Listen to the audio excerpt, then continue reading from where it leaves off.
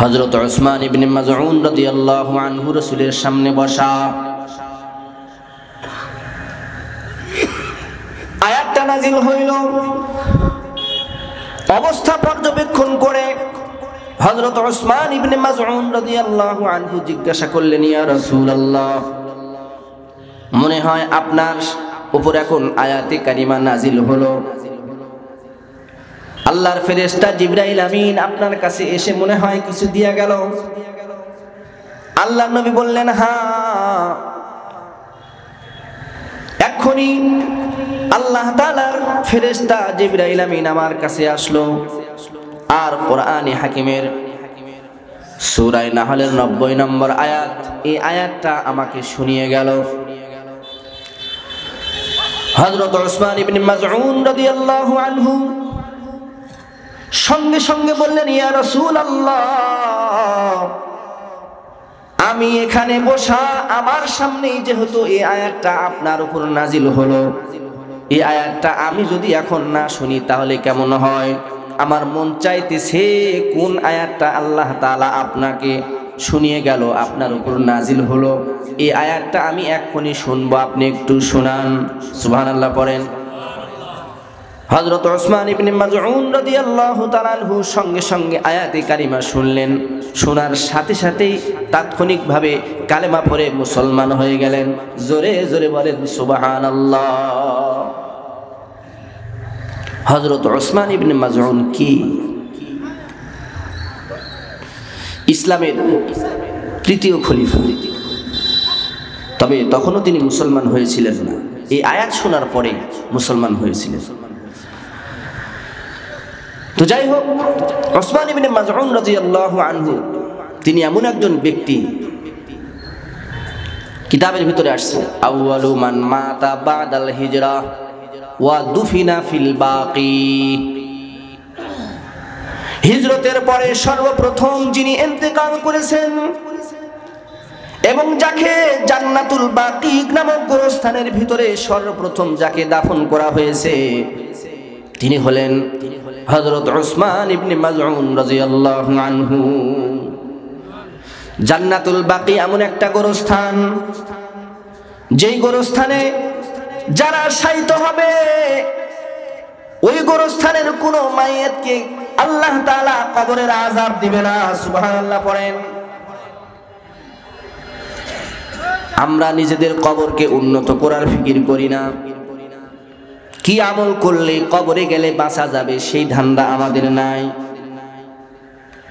দুনিয়াতে আমরা চিন্তা করি বিবাহ শাদী এমন গ্রাম দেখে করতে হবে যেখানে যাতায়াতের ব্যবস্থা ভালো, রাস্তা সংলগ্ন শ্বশুরের বাড়ি আছে কিনা, জমি জমা ভালো পাওয়া যাবে কিনা।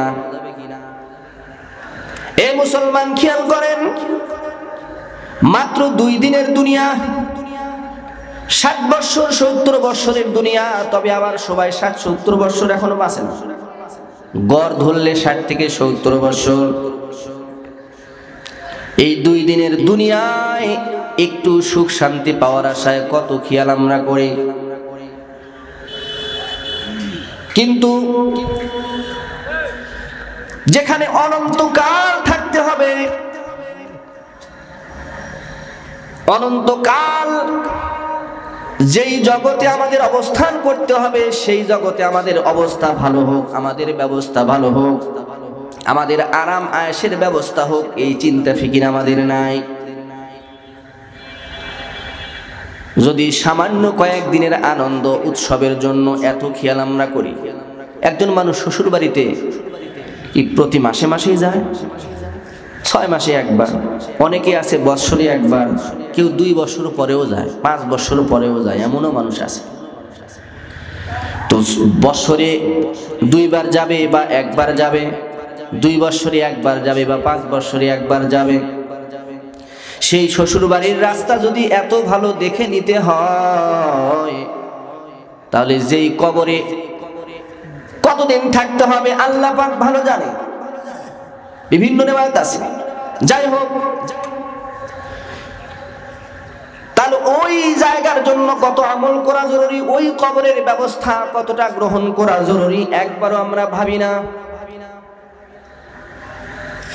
অথচ শ্বশুর বাড়ির অবস্থা আমরা এটা নিয়ে খুব ফিকির করি।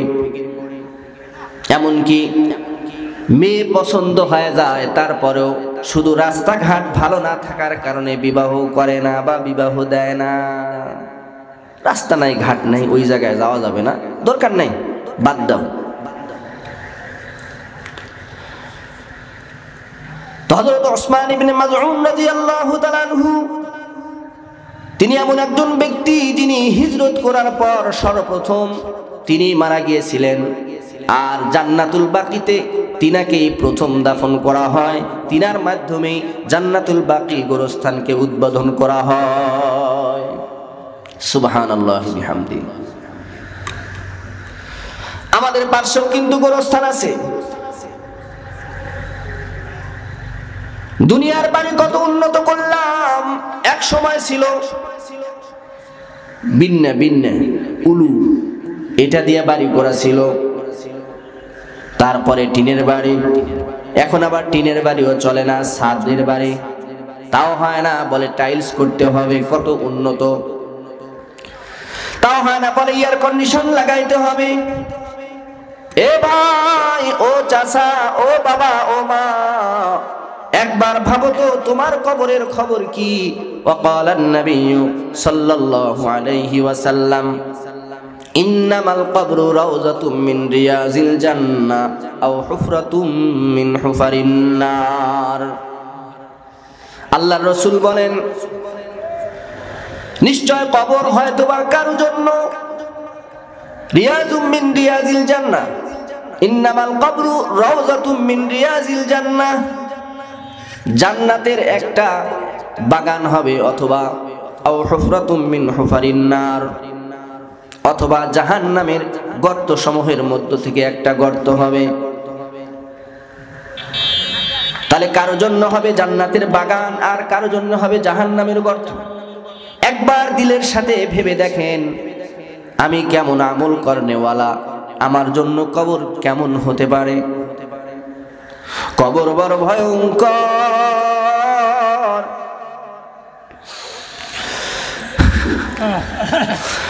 বাইরে ভালো করে খেয়াল করে দেখেন, কয়দিনের হায়াত। হঠাৎ করে একদিন মসজিদের মাইকে এলান হবে, অমুক আর নাই। দূর দূরান্ত থেকে আমার আপনার জানাজার জন্য লোকজন জড়ো হয়ে যাবে। আশপাশের লোকজনগুলো এসে আমাকে ধোয়ানোর জন্য গরম পানি করা শুরু করে দিবে। বড়ই পাতা গরম পানি রেডি করবে, আমাকে ধোয়ানোর জন্য মুসরি টাঙায়া পর্দার ভিতরে আমাকে ঢুকাইবে। আস্তে আস্তে আমার শরীর থেকে আমার জামাগুলো টান দিয়া খুলে ফেলবে, একটুও দুঃখ দরদ করবে না। টান দিয়ে খোলা সম্ভব না হইলে ব্লেড দিয়ে আস্তে আস্তে কেটে দিবে। শরীরের কত মায়া, কত দয়া করতাম। গরম পানি দিয়া সাবান দিয়া সুন্দর করে গোসল করায় দিবে। 3টা সাদা কাফন পরায় দিবে। মহিলা হইলে 5 কাপড় দিয়া কাফন পরায় দিবে। জীবনের শেষ নামাজটা পড়বে মানুষ, জানাজার নামাজ পড়া হয়ে গেল। আমার জন্য ক্ষমা চেয়ে নিবে, এতদিন তোমাদের মাঝে অমুক ছিল, কত বেয়াদবি না করছে, মাফ করে দিও। না, জানাজার নামাজটা শেষ করাইয়া আস্তে আস্তে তারা আমায় নিয়ে কবরের দিকে রওনা হয়ে যাবে। কবরে নিয়া আমাকে নামায়া আস্তে আস্তে বাঁশগুলো বিছাইয়া কলা পাতার ছাউনি দিয়া 3 চাকা মাটি দিয়া আমায় রেখে আসবে। সবাই পড়বে মিনহা খালাকনাকুম وفيها نعيدكم ومنها نخرجكم تارة أخرى আমাকে জানায় দিবে এই মাটির থেকেই আল্লাহ পাক তোমাকে বানাইছিল। আমরা তো আল্লাহ তাআলার যেদিন হুকুম হবে, ইসরাফিল আলাইহিস সালাম যেদিন সিংহায় ফুৎকার দিবে, সেদিন আবার তোমাকে এই মাটি থেকেই তোলা হবে। সবাই যখন আস্তে আস্তে এক ধাপ দুই ধাপ করে আমায় রেখে চলে আসলো, বাইরে একবার খেয়াল করে দেখো অন্ধকার কবর, কেউ নাই, কেউ নাই।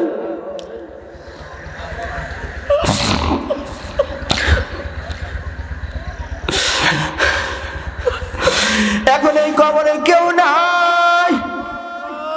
আল্লাহর রাসূল বলেন, ইযা বুজিআল মাইয়িতু ফি কবরিহি জাআল কুরআনু ইনদা রাসিহি ওয়াস-সালাতু আন ইয়ামিনিহি ওয়াস-সিয়ামু আন শিমালিহি ওয়াসাইরিল হাসানাতি ইনদা রিজলাইহি আও কামা ক্বালান নাবিয়্যু আলাইহিস সালাতু ওয়াস-সালাম।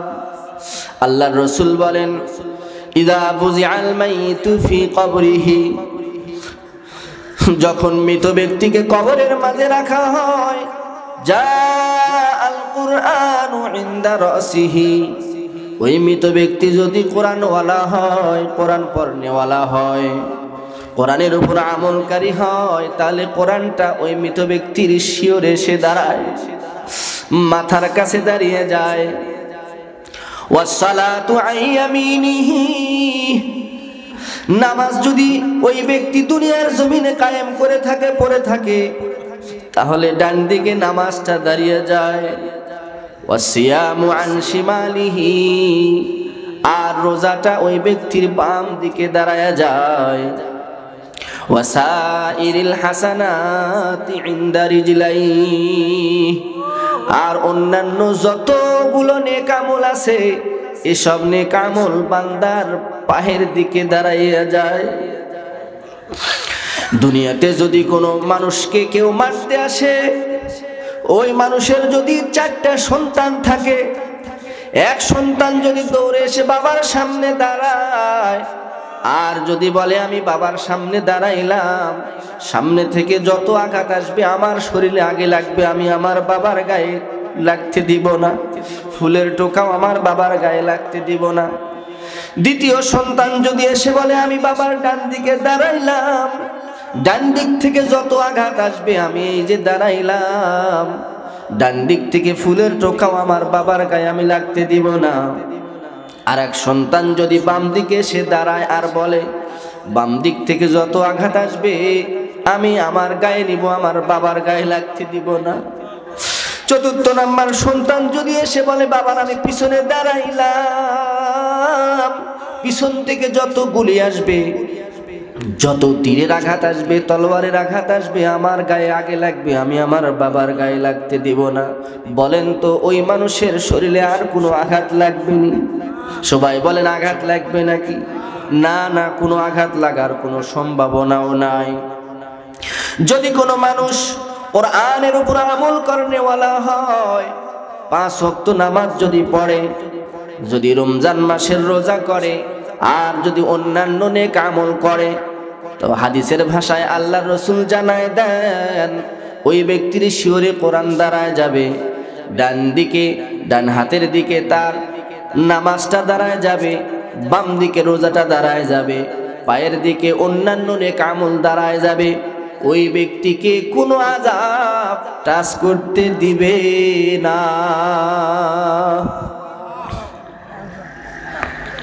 ভাইরা আমার, আল্লাহর রাসূল বলেন আল কুরআনু হুজ্জাতুল লাকা আও আলাইকা। আল্লাহর রাসূল জানায় দেন, ও দুনিয়ার মানুষ শোনো, কোরআন হয়তো বা তোমার সপক্ষে দলিল হবে অথবা বিপক্ষে দলিল হবে।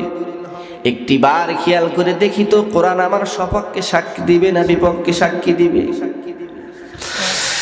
50 বছর হয়ে গেল নামাজ পড়ার বয়স, আজ পর্যন্ত আমার কোরআনে কারিমের তেলাওয়াত শুদ্ধ হলো না। সূরা ফাতিহাটাও আমার শুদ্ধ হলো না, সূরা ইখলাসটাও আমার শুদ্ধ হলো না। কেন শুদ্ধ হলো না?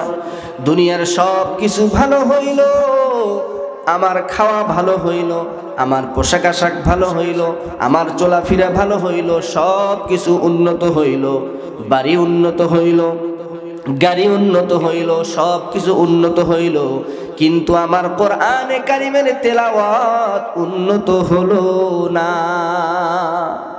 আল্লাহ যদি জিজ্ঞাসা করে, বান্দা কেন তুই আমার এই কোরআনে কারিমের তেলাওয়াত সহি করে শিখলি না?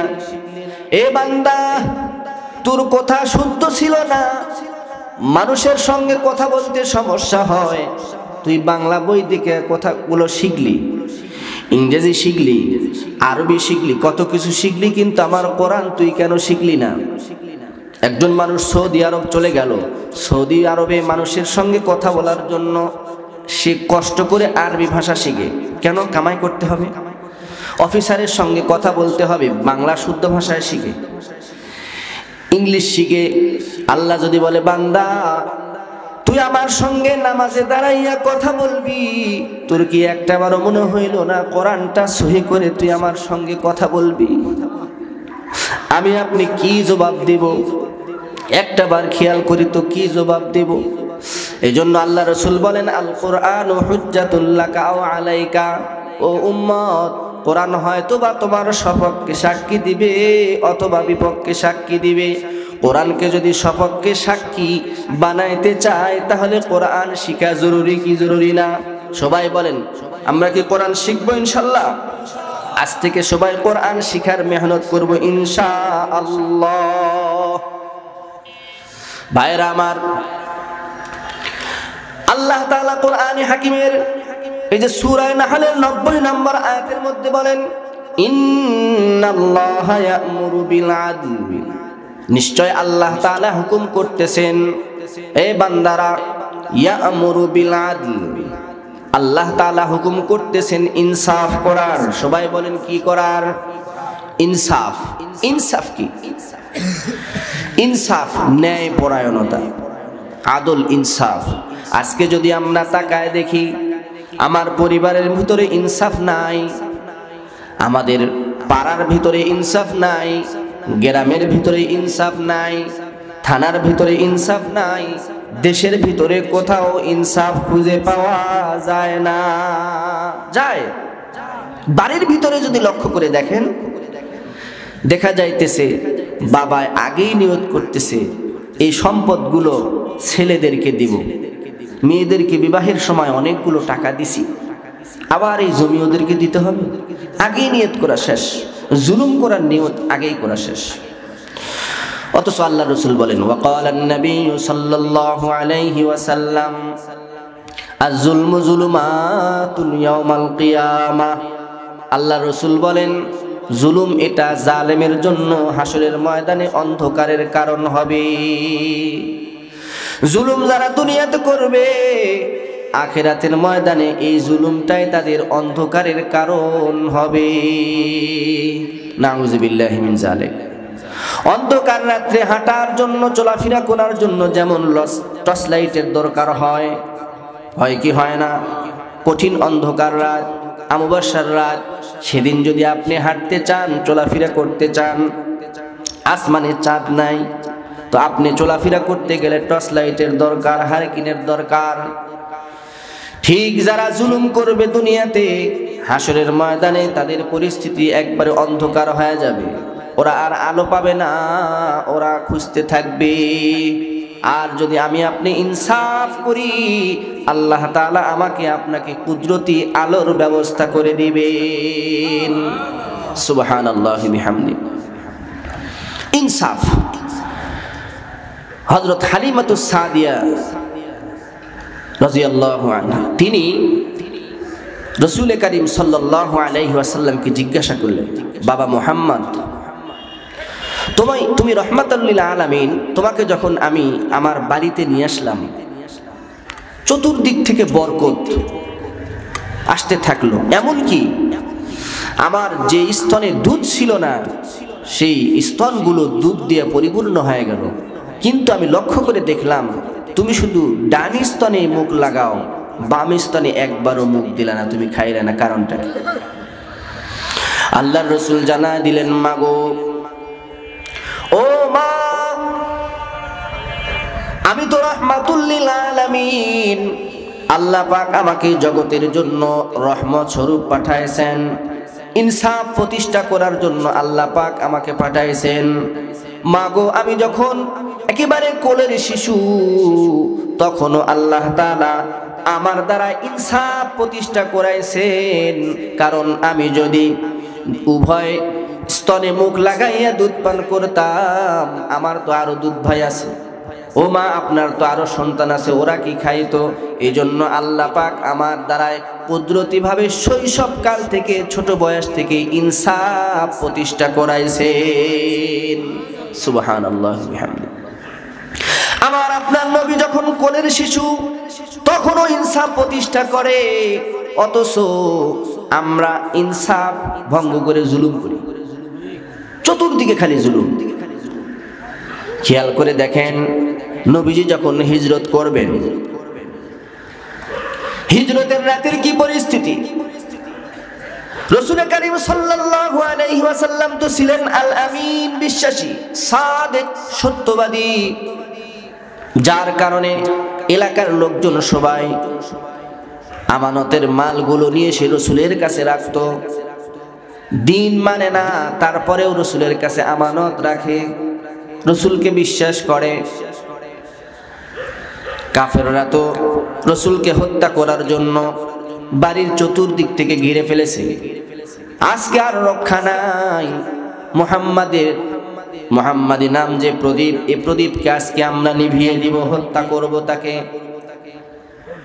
জিবরাইল আমিন আল্লাহর পক্ষ থেকে এসে বলে, ইয়া রাসূলুল্লাহ, আর সময় নাই গো নবী, আল্লাহর পক্ষ থেকে হুকুম হয়ে গেছে, আপনাকে আর এখানে থাকা যাবে না, আপনি গভীর রাত্রিতে হিজরতের নিয়ত করে বের হয়ে পড়েন। রাসূল কারীম সাল্লাল্লাহু আলাইহি ওয়াসাল্লাম চিন্তা করলেন, এলাকার লোকজনের বহু আমানতের টাকা পয়সা আমার কাছে আছে, যদি এমন পরিস্থিতি আমাদের হইতো, যদি এলাকার লোকজন আমাকে মারার জন্য আক্রমণ করত, আপনাকে মারার জন্য আক্রমণ করত, রাতের বেলায় আপনি পালায় যাইতেছেন, ওদের টাকা পয়সা আপনার কাছে আছে, আপনি কি ফেরত দিতেন? আমাকে মারার জন্য আসছে আর ওদের টাকা পয়সা আমি ফেরত দিব, এগুলো নিয়েই রাতের বেলা রওনা। অথচ রাসূল কারীম সাল্লাল্লাহু আলাইহি ওয়াসাল্লাম কত সুন্দর করে শিক্ষা দিতেছেন, না না, যার জিনিস তার কাছে পৌঁছায় দিতে হয়, মানুষের উপরে জুলুম করতে হয় না, মানুষের আমানতের জিনিস মানুষকে বুঝ দিতে হয়। কিভাবে বুঝ দিব? আল্লাহর রাসূল আমাদেরকে হাতে কলমে শিক্ষা দিতেছেন। রাসূল কারীম সাল্লাল্লাহু আলাইহি ওয়াসাল্লাম হযরত আলী রাদিয়াল্লাহু আনহুকে নিজের বিছানায় শুয়ে দিলেন, বললেন, ওগো আলী, তুমি এখানে শুয়ে যাও, আমি রাত্রিবেলায় হিজরতের উদ্দেশ্যে রওনা হব, তোমার কাছে আমি তালিকা দিয়ে গেলাম, এখানে লেখা আছে কার কতটুকু আমানতের টাকা আমার কাছে ছিল। দিনের বেলায় তুমি একটা একটা করে যার যে আমানত আমার কাছে রাখা ছিল তালিকা করা আছে, এখানে দেখে দেখে দেখে দেখে তুমি তাদের কাছে এগুলো জিনিস পৌঁছায় দিবা। রাসূল কারীম সাল্লাল্লাহু আলাইহি ওয়াসাল্লাম এত কঠিন মুহূর্তেও মানুষের আমানতের খেয়ানত করে নাই। অথচ রাসূলের উম্মত হয়া আমরা বুঝে শুনে প্রকাশ্য দিবালকে মানুষের সাথে অন্যায় করি, মানুষের সাথে ইনসাফ করি না, জুলুম করি, আমানতদারি রক্ষা করি না, খেয়ানত করি। জোরে জোরে বলেন ঠিক না ব্যাঠি? এই হলো আমাদের অবস্থা। এটা কি রাসূলের উম্মতের পরিচয়? না, এটা তো উম্মতের পরিচয় নয়। কি অবস্থা! আমরা শুধু সব জায়গায় জুলুম জুলুম জুলুম দিয়ে ভরপুর। যদি বাদাম কিনতেও যায় সেখানে গিয়েও দোকানদারের উপর জুলুম করে। কেনার আগেই বাদাম বা বড়ই কেনার আগেই বলতেছে যে এই বড়ই কত করে কেজি, দেখি তোমার বড়ই মিষ্টি কিনা, গত হাটে নিয়েছিলাম একেবারে খুব খারাপ, তো গত হাটে কি এর কাছ থেকে নিত না ওর কাছ থেকে নেয়নি, এখন জুলুম করা হলো কেন? বাদাম কিনার আগেই 2-4টা খাওয়া শেষ। এই যে আজকে জালসা হইতেছে, এই উপলক্ষে দোকানপাট আসছে, যুবকরা একদল আছে ওরকম যে শুধু দোকানপাটে ঘুরবো আর দেখার নমুদ দিয়া দেখার কথা বলে আমরা খাবো। এরকম আছে না নাই? এরকম আছে না নাই? আছে। এই হলো অবস্থা। অথচ জুলুম এটা বহুত খারাপ জিনিস। জুলুম এমন জঘন্য জিনিস যে এটা করা লাগে না, এর নিয়ত করলেই আল্লাহ তাআলা রহমতের দরজা বন্ধ করে দেন। আর ইনসাফ এমন একটা জিনিস যে এটা করার আগে কেউ যদি নিয়ত করছে যে আমি ইনসাফ করব, নিয়ত করলে আল্লাহ রহমতের দরজা খুলে দেন। সুবহানাল্লাহ বিহামদি। বাইহাকি শরীফের মধ্যে ইমাম বাইহাকি রহমতুল্লাহ আলাইহি হযরত আব্দুল্লাহ ইবনে আব্বাস থেকে একটা ওয়াকিয়া নকল করেছেন। আগে শুনেন, হযরত আব্দুল্লাহ ইবনে আব্বাস, হযরত আব্বাসের ছেলে আব্দুল্লাহ, ইনি কেমন ছিলেন যিনি এটাকে রিওয়ায়াত করেছেন। হযরত আব্দুল্লাহ ইবনে আব্বাস রাদিয়াল্লাহু তাআলা আনহু রাসূল করিম সাল্লাল্লাহু আলাইহি ওয়াসাল্লাম যখন ইন্তেকাল করেন তখন তার বয়স ছিল মাত্র 13 বছর। সুবহানাল্লাহ পড়েন। এই 13 বছরের মধ্যেই উপাধি লাভ করেছিলেন রঈসুল মুফাসসিরিন। সুবহানাল্লাহ বিহামদি। মুফাসসিরদের সরদার। সুবহানাল্লাহ বিহামদি। কিভাবে এত সৌভাগ্য অর্জন করেছিলেন? হযরত আব্দুল্লাহ ইবনে মাসউদ এবং হযরত আব্দুল্লাহ ইবনে আব্বাস ইনারা রাসূল করিম সাল্লাল্লাহু আলাইহি ওয়াসাল্লামের ওযুর পানি বহন করতেন, ওযুর পানির ব্যবস্থা করে দিতেন। রাসূলকে ওযু বানায় দিয়া রাসূলের দোয়া নিয়েছেন। সুবহানাল্লাহ বিহামদি। কারণ ওযুর পরেই তো আল্লাহর সাথে মোলাকাত। হযরত আব্দুল্লাহ ইবনে আব্বাস রাদিয়াল্লাহু তাআলা আনহু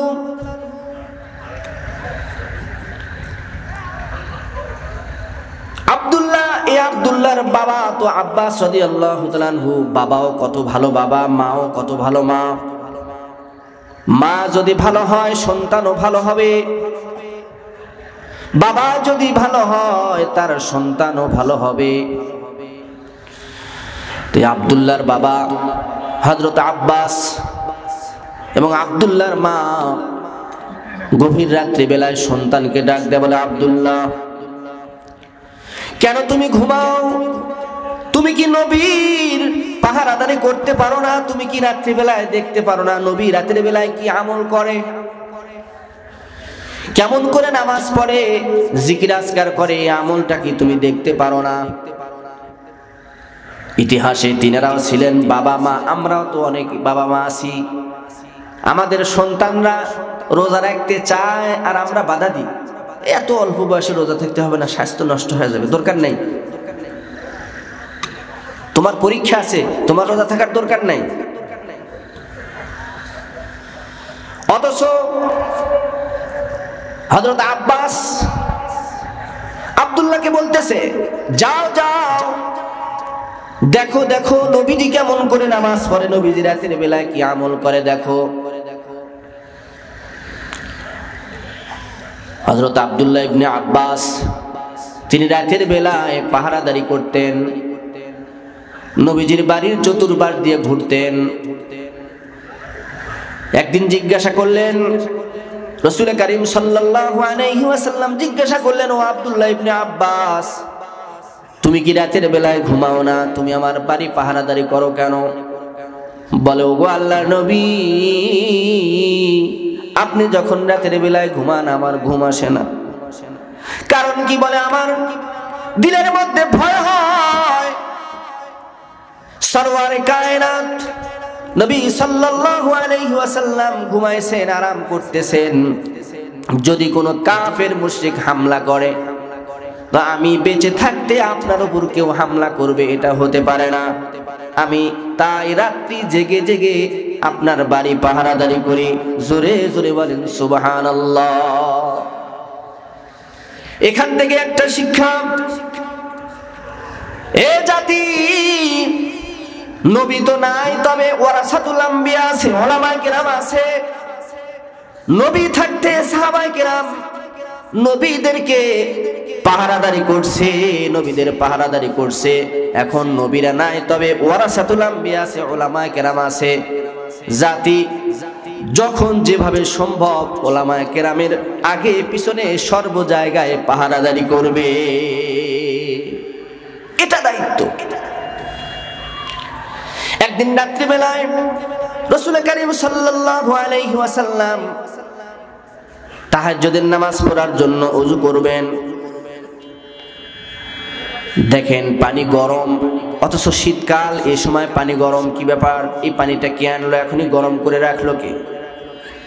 মা আয়েশা সিদ্দিকা রাদিয়াল্লাহু আনহা বলেন, আপনার চাচাতো ভাই ওই যে আব্দুল্লাহ ইবনে আব্বাস আপনার জন্য পানি রেডি করে রাখছে, গরম পানির ব্যবস্থা করে রাখছে। রাসূল কারীম সাল্লাল্লাহু আলাইহি ওয়াসাল্লাম খুশি হয়ে গেলেন, সুন্দর করে পানি দিয়ে ওযু বানাইলেন, তাহাজ্জুদের নামাজ আদায় করলেন। নামাজ আদায় করার পর ডাক দিলেন, ভাইরে আসো, তুমি আমার কাছে আসো। একেবারে খালি মুখের সাথে জড়ায় ধরে আল্লাহর কাছে দোয়া করলেন, আল্লাহ আল্লাহুম্মা ফাক্কিহু ফিদ্দীন ওয়া আল্লিমহুল কিতাবা ওয়াল হিকমা। আল্লাহর রাসূল দোয়া করলেন, আয় আল্লাহ আল্লাহুম্মা ফাক্কিহু ফিদ্দীন, আয় আল্লাহ দ্বীনের বুঝ একে দান করেন। ওয়া আল্লিমহুল কিতাবা ওয়াল হিকমা, আয় আল্লাহ কিতাব আর হিকমতের সূক্ষ্ম সূক্ষ্ম কোরআন এবং হাদিসের সকল জ্ঞান আপনি এর সিনার ভিতরে দিয়ে দেন। রাসূল কারীম সাল্লাল্লাহু আলাইহি ওয়াসাল্লামের এক দোয়ার ফলে আল্লাহ তাআলা রাসূলের সিনার ইলমগুলো যেন কফি করে আব্দুল্লাহ ইবনে আব্বাসের সিনার ভিতরে দিয়ে দিলেন। এই মাত্র 13 বছরের সন্তান, তখনই তিনি হয়ে গেছেন রাইসুল মুফাসসিরিন। এটা তো ছিল তিনার ইলম আর হিকমত, তিনার ভিতরে মারিফত ছিল। মারিফত মানে কি? মারিফত এই হুক হাজার দলেরা যে মারিফতের কথা বলে সেই মারিফত না, না। মারিফত হলো এমন ইলম, এমন একটা জ্ঞান যেটা কোনো মানুষ নিজের শক্তি দিয়ে নিজের জ্ঞান বলে অর্জন করতে পারে না, যেটা আল্লাহ প্রদত্ত জিনিস। এই মারিফতের বদৌলতে এমন একটা মর্যাদায় মানুষ পৌঁছে যায় যেখানে মানুষ তার জ্ঞান দিয়ে, যেখানে মানুষ তার শক্তি দিয়ে পৌঁছা সম্ভব নয়। হযরত আব্দুল্লাহ ইবনে আব্বাস সেই জায়গায় শৈশবকালে ছোটবেলায় পৌঁছে গিয়েছিলেন। সুবহানাল্লাহি বিহামদি। তিনার বয়স তখন মাত্র 8 বছর। সেই সময়ে বাবার সাথে অর্থাৎ আব্বাস রাদিয়াল্লাহু তাআলা আনহুর সঙ্গে রাসূলের দরবারে গেছে, বসে আছে। হঠাৎ এক সময় বলতেছেন, আব্বা ওই যে দেখেন নবীজির কাছে একজন লোক বসা আছে। আব্বা আপনি দেখতে পাইতেছেন? আমি তো দেখতে পাইতেছি। বাবাই বলে, কই কই, আমি তো দেখি না, ডানেও তো দেখি না, বামেও দেখি না, তুমি কিভাবে দেখতে পাও? রাসূল কারীম সাল্লাল্লাহু আলাইহি ওয়াসাল্লাম হযরত আব্দুল্লাহকে ডাক দিলেন, আব্দুল্লাহ ইবনে আব্বাস, বাইরে তুমি কি দেখতে পাইতেছো? আমার সামনে একজন লোক বসা আছে, তুমি কি দেখতে পাও? বলে, হ্যাঁ ইয়া রাসূলুল্লাহ, আমি দেখতে পাইতেছি আপনার সামনে একজন লোক বসা আছে। বলে, ভাই রে, আসলে তুমি যাকে দেখতে পাইতেছো ইনি কোনো সাধারণ লোক নয়, ইনি আল্লাহ তাআলার পক্ষ থেকে আমার কাছে আসছে ফেরেশতা হযরত জিবরাইল আমিন। এত ছোট বয়সে আব্দুল্লাহ ইবনে আব্বাস, তিনার ভিতরে আল্লাহ পাক এমন মারিফত দান করছেন, বাবাই দেখতে পাইতেছে না, অথচ উনি শৈশব বয়সে জিবরাইল আমিনকে দেখছে। সুবহানাল্লাহি বিহামদি। এই যে দেখছে, রাসূল কারীম সাল্লাল্লাহু আলাইহি ওয়াসাল্লাম এক সময় বললেন, ভাই রে, তোমাকে আল্লাহ পাক এই যে জিনিস দেখাইছে, তোমার এই দুনিয়ার এই চক্ষু এটা থাকবে না, অন্ধ হয়ে যাবে তো।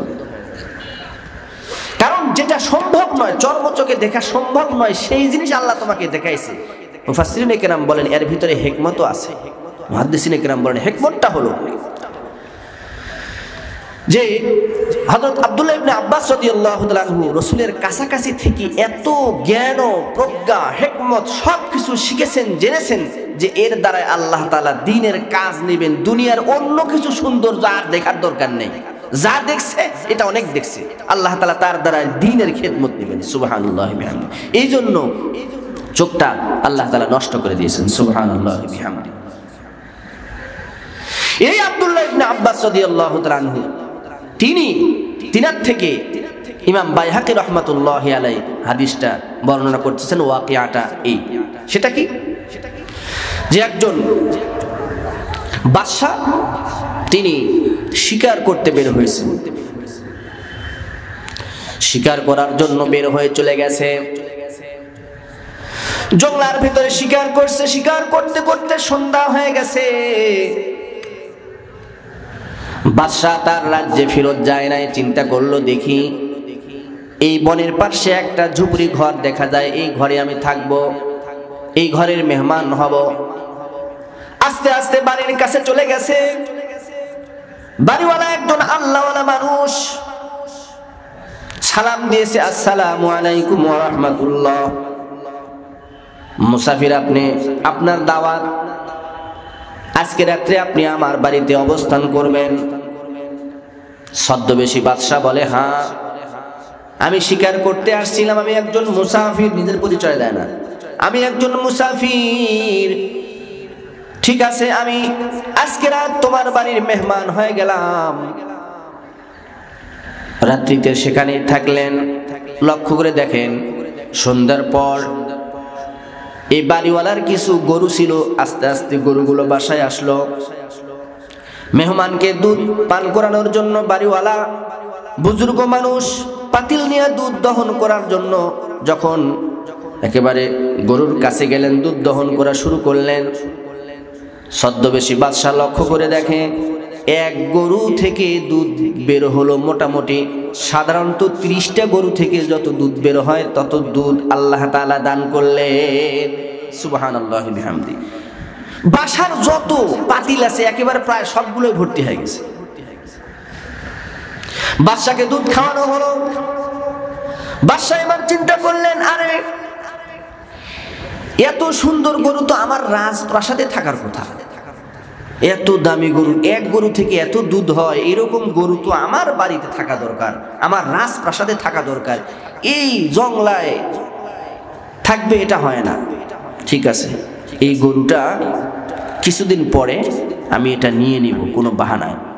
আজকে আমি মেহমান হয়েছি, আজকেই যদি আমি নিজের পরিচয় দিয়া কোনো প্যাঁচ করে নিয়ে নিই, মানুষে বলবে কি মনে করবে, যার বাড়িতে খাইলাম তার থেকে আবার জিনিসগুলো নিয়ে নিলাম। এই চিন্তা করে ও চলে গেছে। এইবার 7 দিন পর চিন্তা করতেছে, আজকে যাব, গিয়ে প্যাঁচ করে ওই নিয়ত মতো গাভীটা আমি নিয়ে নিব, এই আশা করে আবার সন্ধ্যার সময় মেহমান হয়ে গেছে। জংলার বুজুর্গ দেখে সন্ধ্যার সময় একজন মুসাফির হাজির, দেখে বলে, আসসালামু আলাইকুম ওয়া রাহমাতুল্লাহ, দোস্ত আসছেন? 7 দিন আগেও আসছিলেন, আসেন দোস্ত আসেন। সুন্দর করে অভ্যর্থনা জানায় একেবারে বাড়ির ভিতরে সুন্দর জায়গায় বসতে দিয়েছেন। ছদ্মবেশী বাদশা লক্ষ্য করতেছে, দেখি সন্ধ্যার সময় ওই পূর্বের মতো গাভীটা আবার আসে কিনা। দেখে হ্যাঁ আসছে, দুধ দহন করার জন্য পাতিল নেয়া। বাড়িওয়ালা বুজুর্গ যখন দুধ দহন করা শুরু করছে, বহুত কষ্ট করছে, কিন্তু মাত্র 1 কেজি দুধ হয়েছে। ছদ্মবেশী বাদশা আশ্চর্য হয়ে গেছে, বারবার জিজ্ঞাসা করে, কি বাবরা ভাই, আপনার এই গরু কি সেই গরু নাকি 7 দিন আগে যেটা দেখেছিলাম এক গরু থেকে মোটামুটি 30টা গরুর দুধ বের হয়েছিল, আসলে কি সেই গরু কি এই গরু? বলে হ্যাঁ সেই গরু, এই গরু। তো কি অবস্থা? বলে এই 7 দিনে দুধ কমে গেছে। এতই কমলো, কি জন্য কমলো আপনার কি মনে হয়? বুজুর্গ আল্লাহওয়ালা মানুষ বলে, আমার মন বলে আমার দেশের যিনি বাদশা, সম্ভবত তিনি জুলুমের মুআমালা শুরু করছেন, জুলুম করা শুরু করছেন, যার কারণে জুলুম করতেছেন বাদশা, ওর ফলাফল আমরা প্রজা আমাদের উপরও আল্লাহ পাক দিয়ে দিয়েছে। জোরে জোরে বলেন নাউযুবিল্লাহ। বাদশা শুনে আশ্চর্য হয়ে গেলেন, মনে মনে চিন্তা করতেছেন, আরে আমি যদি এখন বলি ওই বাদশা আমি, তাহলে তো আমি অপমান হয়ে যাব। এবার মনে মনে তওবা করতেছে, আল্লাহ আস্তাগফিরুল্লাহ রাব্বি মিন কুল্লি যামবিন ওয়া আতুবু ইলাইহি লা হাওলা ওয়ালা কুওয়াতা ইল্লা বিল্লাহিল আলিয়্যিল আযীম। মনে মনে তওবা করতেছে, ঠিক আছে আমি আর নিব না, যে নিয়ত করছিলাম ওই নিয়ত বাতিল, জুলুম আর করব না, যাক যার জিনিস তার কাছেই থাক, এটা আমি আর নিব না। এই বলে সেদিন যতটুকু দুধ ছিল খায়া চলে গেছে। এবার আবার 7 দিন পর চিন্তা করছে, ঠিক আছে এখন তো আর জুলুম করার নিয়ত আমার নাই, ইনসাফের মুআমালা শুরু করছি, আবার প্রজাদের যা হচ্ছে হোক, এবার একটু দেখে আসি ইনসাফের নিয়ত যে করলাম এখন আবার কি অবস্থা। হযরত আব্দুল্লাহ ইবনে আব্বাস থেকে এই ওয়াকিয়াটা বর্ণনা। শুআবুল ঈমানের মধ্যে ইমাম বাইহাকী রাহমাতুল্লাহ আলাইহি উল্লেখ করেন, 7 দিন পর আবার বাদশা তার প্ল্যান মতো বনের ভিতরে চলে গেছে। সারাদিন শিকার করে সন্ধ্যাবেলায় ওই বাড়িতে মেহমান হয়েছে। যখন বাড়ির কাছে চলে গেছে, বাড়িওয়ালা সালাম দিয়েছে, আসসালামু আলাইকুম ওয়া রাহমাতুল্লাহ, বন্ধু আসছেন বসেন, সুন্দর করে আদর আপ্যায়ন করছে। এবার ছদ্মবেশী বাদশা চিন্তা করতেছে, দেখা যাক গরু কি খবর, দেখে হ্যাঁ গরু আসছে। আবার দুধ দহন করার জন্য বাড়িওয়ালা পাতিল নিয়ে গেছে। এবার লক্ষ্য করে দেখে আবার ওই যে পূর্বের যেমন এক গরু থেকে প্রায় 30টা গরুর দুধ, ওরকম দুধ হয়েছে। এবার সুন্দর করে খাওয়া দাওয়া হয়ে গেছে। বাড়িওয়ালাকে জিজ্ঞাসা করে, কি ব্যাপার, দুধ দেখি আবার বেশি, কারণ কি? এবার আল্লাহওয়ালা বুজুর্গ বলে, আমার মন বলে আমার বাদশা পূর্বের যে নিয়ত করছিল তার থেকে ফিরে আসছে, এখন মনে হয় ইনসাফ শুরু করছে, যার কারণে আল্লাহ পাক ওই বাদশার থেকে ইনসাফ একবারে জনগণের প্রত্যেকটা ঘরে ঘরে পৌঁছায় দিয়েছে। সুবহানাল্লাহ। বাদশা এবার নিজের পরিচয় দিয়ে বলে, ভাই রে, তুমি যে বলো ইনসাফ করলে আল্লাহ পাক রহমতের দরজা খুলে দেয়, আর জুলুম করলে রহমতের দরজা বন্ধ করে দেয়, আমি বলি শোনো, আসলে আমি কোনো সাধারণ মানুষ নয়, আমি হলাম তোমাদের দেশের বাদশা। আমি জুলুম করার নিয়ত করে তোমার কাছে আসছিলাম, জুলুম কিন্তু তখনও করি নাই, নিয়ত করছিলাম। নিয়ত করতে আল্লাহ পাক দুধ বন্ধ করে দিয়েছিলেন, রহমতের দরজা বন্ধ করে দিয়েছিলেন। আবার ইনসাফ এখনো শুরু করি নাই, কেবল নিয়ত করছি। ইনসাফের নিয়ত করলে আল্লাহ পাক রহমতের দরজা খুলে দেন। জোরে জোরে বলেন সুবহানাল্লাহ।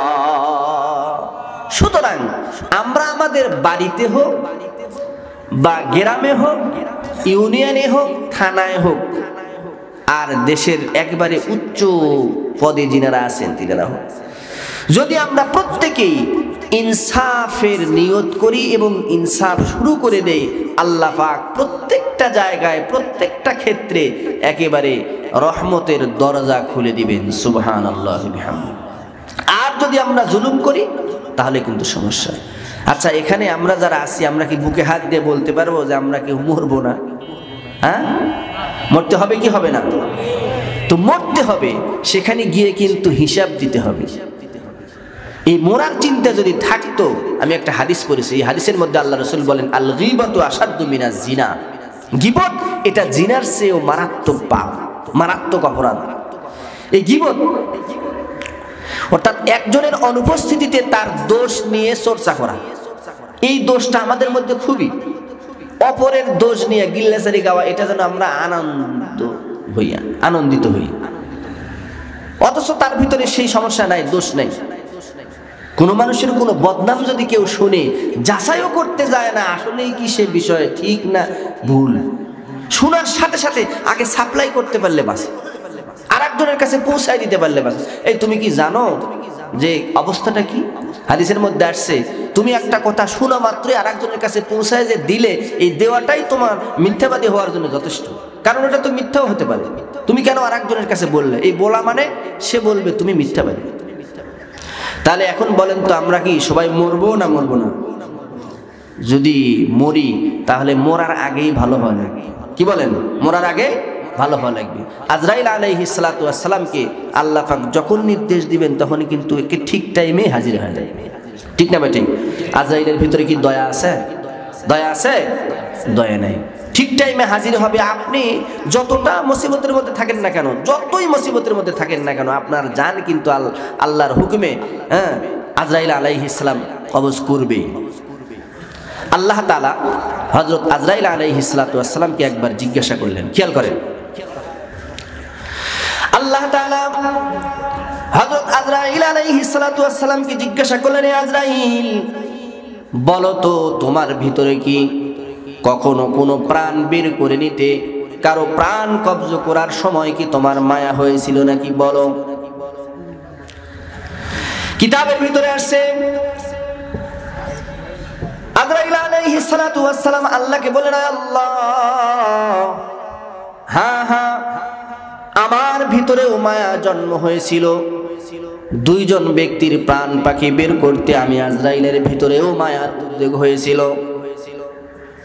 আমি আজরাইলের ভিতরেও মায়া একেবারে উতলে উঠেছিল দুইজন ব্যক্তির প্রাণ বের করতে। আল্লাহ তাআলা জিজ্ঞাসা করলেন, বলো তো কোন সে দুই ব্যক্তি? বলে, আল্লাহ ওই মহিলা, যে মহিলাটা একটা জাহাজের মধ্যে যাইতেছিল, যখন একেবারে জাহাজটা সমুদ্রের মাঝখানে চলে গেল, ও মাওলায়ে কারীম, তুমি একটা বাতাস পাঠাইলা, সমুদ্রে উত্তাল তরঙ্গমালা শুরু হয়ে গেল, কঠিন ঝড় শুরু হইল, কঠিন তুফান। এই কঠিন তুফানের সময় জাহাজটা যখন ডুবে গেল, একেবারে তক্তা খণ্ড খণ্ড হয়ে গেল, সবকিছু খণ্ড খণ্ড হয়ে গেল। এই মহিলাটা ছিল গর্ভবতী, মানুষ তো সবাই মারা গেল। এই মহিলার সামনে কাঠের একটা খণ্ড মহিলার সামনে ভাসতেছিল। মহিলা সেই কাঠ খণ্ডের উপর উঠল। আল্লাহ গো, তোমার কি কুদরত! সেই সময় মহিলাটা সন্তান প্রসব করলো। এই সন্তানটা প্রসব করার পর মা তার সন্তানকে খুবই মহাব্বত করে, আদর করে, যত্ন করে নিজের বুকের সঙ্গে লাগায় নিয়েছে। নিজের স্তনটা মায়া ভরে মহাব্বত সহকারে সন্তানের মুখে কেবলমাত্র সে দিতে চাইতেছে, দিবে। আল্লাহ গো, এমন কঠিন মুহূর্তে তুমি আমাকে নির্দেশ দিলা, যাও। ওই যে সমুদ্রের মধ্যে নৌকা ডুবে গেছে, জাহাজ ডুবে গেছে, ওই কাঠখণ্ডের উপর মা তার সন্তানকে জন্ম দিয়েছে। সন্তানকে দুধ পান করাইতে চায়, এক ফোঁটা দুধও যেন মুখের মধ্যে না যায়, কেবল মুখের মধ্যে দিবে দিবে ভাব। এই সময় তুমি মায়ের প্রাণ পাখিটা বের করে নিয়ে আসো, মায়ের রুহুটা কবজ করে নিয়ে আসো। মাওলা গো, আমি সহ্য করতে পারি না, কিন্তু তোমার হুকুম পালন তো করতেই হবে। আমার ভিতরে মায়া হইতেছিল, ও আল্লাহ, আমার প্রাণে তখন মায়া হইতেছিল, আমার চিন্তা হইতেছিল, এই গভীর সমুদ্রের ভিতরে এই সন্তান কি খেয়ে মানুষ হবে, বাঁচবে কি মরবে, কি অবস্থা হবে, এই চিন্তা ভাবনা করে আমার ভিতরে অনেক মায়া হইতেছিল মাওলা। আল্লাহ পাক বললেন, আর কার জান কবজ করার সময় তোমার মায়া হয়েছিল? বলে, আল্লাহ, ওই যে তোমার এক বান্দা সাদ্দাত, তাকে তুমি তো রাজত্ব দান করেছিলে, ধন রত্ন অনেক কিছু তুমি দিয়েছিলা, অনেক ক্ষমতা তুমি তার হাতে দান করেছিলে মাওলা। গাদ্দার নাফরমান সে তোমার শুকরিয়া না করে, তোমার শুকরিয়ার পরিবর্তে তোমার সাথে নাফরমানি শুরু করলো। তুমি যে তাকে ক্ষমতা দিয়েছো, মাল ও দৌলত দান করেছো, তার শুকরিয়া আদায় না করে বরং তোমার সাথে নাফরমানি করে সে নিজেকে একরকম আল্লাহ দাবি করে সে নিজে জান্নাত বানানোর ঘোষণা দিল। না, আমি আল্লাহর দেওয়া জান্নাতে যাব কেন, আমি নিজেই জান্নাত বানাবো, এত ক্ষমতা আমার হাতে, এত কিছু আমার হাতে, আমার আল্লাহর জান্নাতে যাওয়ার কোনো দরকার নাই। বলেন নাফরমান নিজেই জান্নাত বানানোর ঘোষণা দিল। আল্লাহকে দীর্ঘ সময় ধরে সে জান্নাত বানাইলো বটে, সব কিছু রেডি করলো, সে জান্নাত পরিদর্শন করার জন্য ঘোড়া নিয়ে সাজসজ্জা সহকারে ওই জান্নাতের ভিতরে পা রাখবে ভাব, এক পা ভিতরে আর এক পা বাহিরে, এখন ভিতরে ঢুকবে। আর এমন টাইমে মাওলা গো আপনি আমাকে নির্দেশ দিলেন, আজরাইল যাও ওই সাদ্দাত তার দ্বিতীয় পা যেন যার বানানো জান্নাতের মধ্যে দিতে না পারে, এর আগে আগে তুমি তার রুহটা কবজ করে নিয়ে আসবে। ও মাওলা কারীম, আল্লাহ আমার মনে চাইতেছিল তার একটু সুযোগ দিই, সে তো আমাকে চিনতে পেরেছিল, আমাকে দেখতেও পাইছিল, আমাকে ভাই ভাই বলে ডাকতেছিল যে একটু সুযোগ দাও, আমার মনেও চাইতেছিল যে একটু সুযোগ দিই, কিন্তু আল্লাহ তোমার নির্দেশের নাফরমানি তো করতে পারি না। ইয়া আইয়ুহাল্লাযীনা আমানু কু আনফুসাকুম ওয়া আহলিকুম নারা ওয়াকুদুহান নাস ওয়াল হিজারা আলাইহা মালাইকাতুন গিলাজুন শিদাদুন লা ইয়াসুনাল্লাহা মা আমারাহুম। আল্লাহ পাকের পক্ষ থেকে ফেরেশতাদেরকে যে হুকুম করা হয়, এই হুকুমের নাফরমানি কোনো ফেরেশতা করতে পারে না। যাকে যে হুকুম আল্লাহ পাক করেন সে সেটা মানতে বাধ্য। হযরত আজরাইল আলাইহিস সালাম বলেন, আল্লাহ আমার মনে চাইতেছিল ওরে একটু সুযোগ দিই, কিন্তু না, আমি তো দিতেও পারবো না, আমার ভিতরে মায়াও হইতেছিল, আহারে এত কষ্ট করে সে বানাইলো, যাওয়ার ভাগ্যে তার হইল না, পরিদর্শন করার ভাগ্যে তার হইল না। আল্লাহ পাক এবার ডাক দিয়ে বলেন, ও আজরাইল, একই ব্যক্তির জন্য তোমার দুইবার মায়া হয়েছে। আসলে এই যে সাদ্দাত, এ আর কেউ নয়, এ সেই সাদ্দাত যার মা তাকে জন্ম দিয়েছে সমুদ্রের উত্তাল তরঙ্গমালার মধ্যে, তাকে জন্ম দিয়েছে।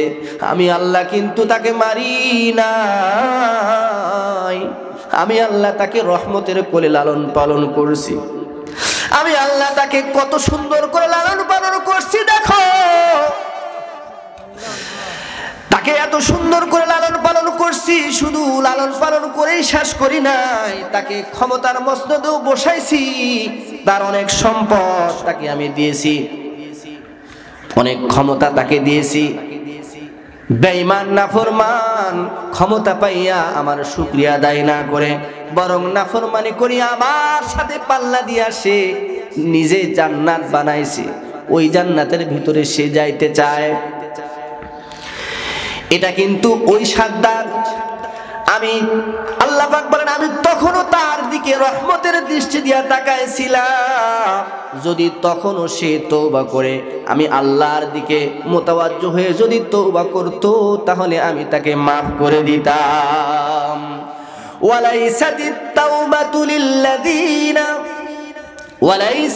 তাওবাতু লিল্লাযীনা ইয়ামালুনা সাইয়্যাত হাত্তা ইযা হাদারা আহাদাহুমুল মাউত ক্বালা ইন্নী তুবতুল আন। আল্লাহ তাআলা বলেন, ওই ব্যক্তির তওবা কবুল হয় না যে ব্যক্তির সামনে মৃত্যু একবারে হাজির হয়ে গেছে, মৃত্যুর জাকান্দানি শুরু হয়ে গেছে, দেখতে পাইতেছে,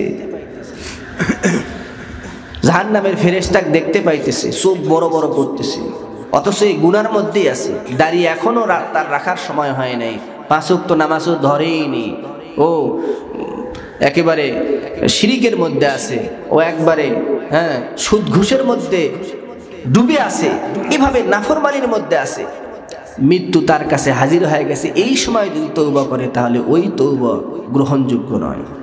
ওয়ালাইসাতিত তাওবা লিল্লাযীনা ইয়ামালুনা সাইয়্যাত হাত্তা ইযা হাদারা আহাদাহুমুল মাউত ক্বালা ইন্নী তুবতুল আন, সে যদি বলে আল্লাহ এখন তওবা করতেছি, তাহলে এই কথাটা কিনা গ্রহণযোগ্য না।